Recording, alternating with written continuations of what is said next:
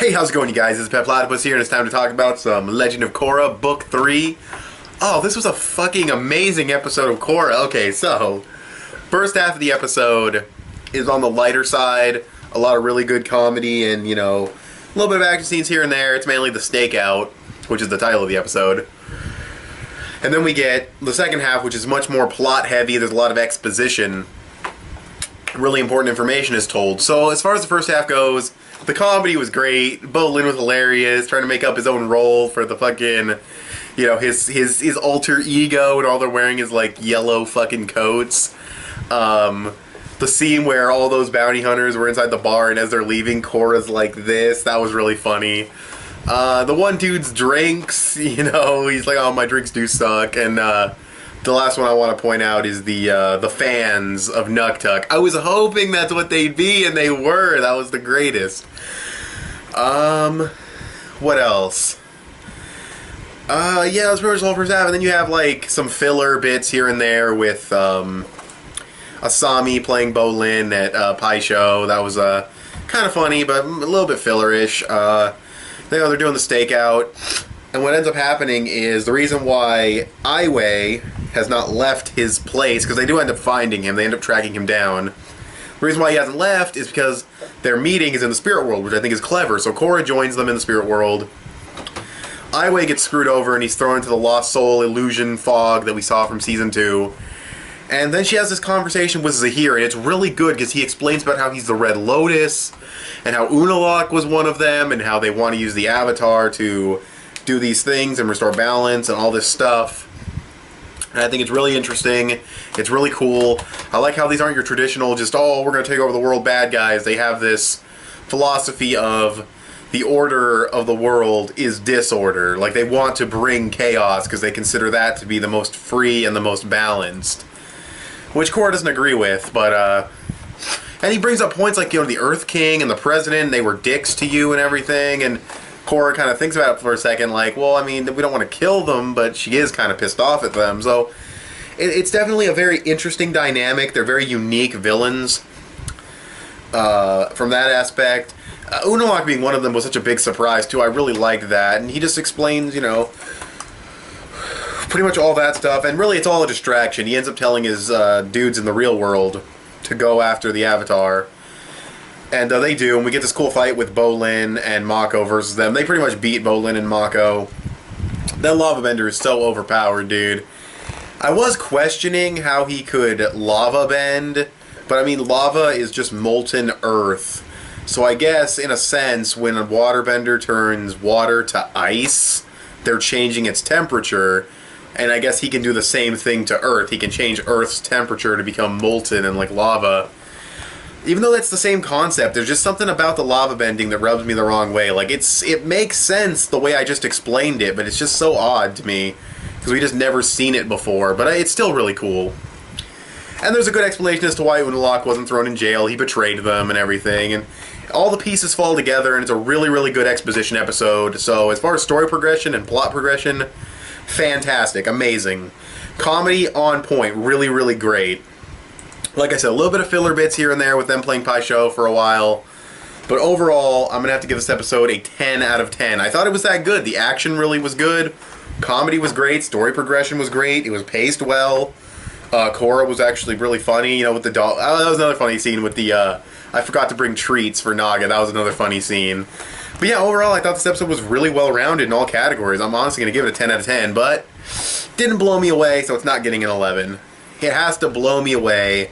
Like, it has to be a great, perfect, amazing not perfect, but it has to be like an amazing episode on its own, and then have something that blows me away or is just so cool to get an 11. So this is the 10 out of 10 episode of Korra. I loved it. So yeah, now I will talk about episode 10. Yeah, I believe 10's next. Okay, you guys, so Legend of Korra episode 10. This was really, really awesome.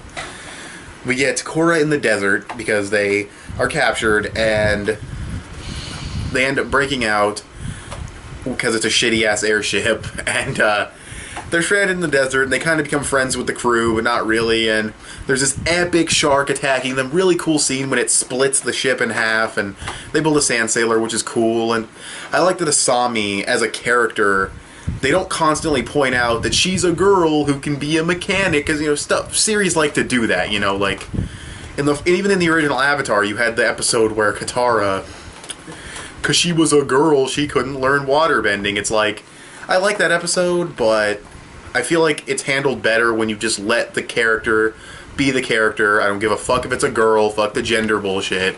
That's what they do with Asami, and I think that's really cool, and pretty much the same thing with Korra, honestly. Then we have Mako and Bolin. Really funny scene with them making, well, not Mako, but with Bolin making friends with the villains. I don't think that's going to come back into play or anything. I think it was just like a fun scene, but that was really good. That was funny. They get locked in prison, still teasing the metal bending. He still can't do it. That disappoints me. I really hope he does by the fucking end of the season, because seriously, they tease it so much.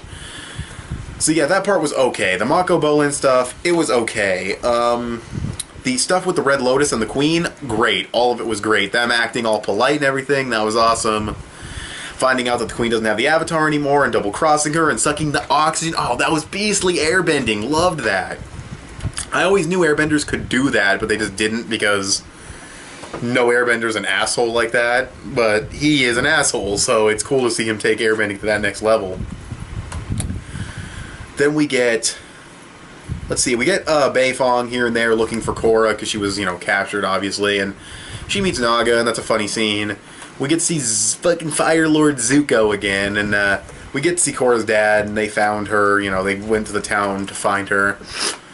We see the dragon again, that was awesome, with, like, the llamas being all scared of it and shit, that was hilarious. Well, not hilarious, but it was funny. Let's see what else happened in this episode. And yeah, and they're freaking just raining down a revolution in Ba Sing Se, bringing down the walls, and there's rioting and looting and all kinds of crazy shit. And Korra says this is just the beginning, which is funny because I think the season only has like 3 episodes left, but yeah, unless it carries over into season 4, but all of these seasons so far have been self-contained. Well, maybe not, because the first season had to be self-contained, and the second season was rushed and everything, so maybe they will carry over the story, but I don't know. But yeah, the desert action was really, really good. I like that they didn't stay capturing Korra. I like that they were like, yeah, you know what, you can go, Avatar. That was cool.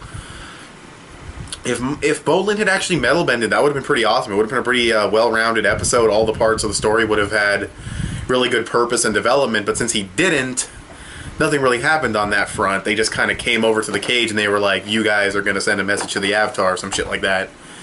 Yeah, overall it was really good. As far as story progression goes, I'd say there was a fair amount. They were trapped in the desert, they got out, she regrouped with Beifong and her dad, and Zuko's in there, that's pretty awesome. The fucking entire Earth, not the entire Earth Kingdom, but Ba Sing Se has been overthrown, so I'd say there was a pretty damn good amount of story progression. It was well animated, it had really good comedy overall, so yeah, I'll get this episode around an 8.5 out of 10. No, I'll go 9 out of 10, I really, really liked it. It was a great episode of Korra, so... yeah, that's pretty much all I have to say. I was just thinking, make sure I got everything. Yeah, that's pretty much everything, so I guess I'll talk to you guys later. I'm just trying to think, make sure. Hold on, give me 1 second. I just want to make sure I got everything that was in the episode, because I feel like I'm missing something. No, that's pretty much the entire episode, actually. So yeah, anyways. Thanks for watching this video. Tell me what you guys thought of these episodes in the comments below, and I will talk to you guys later. Bye.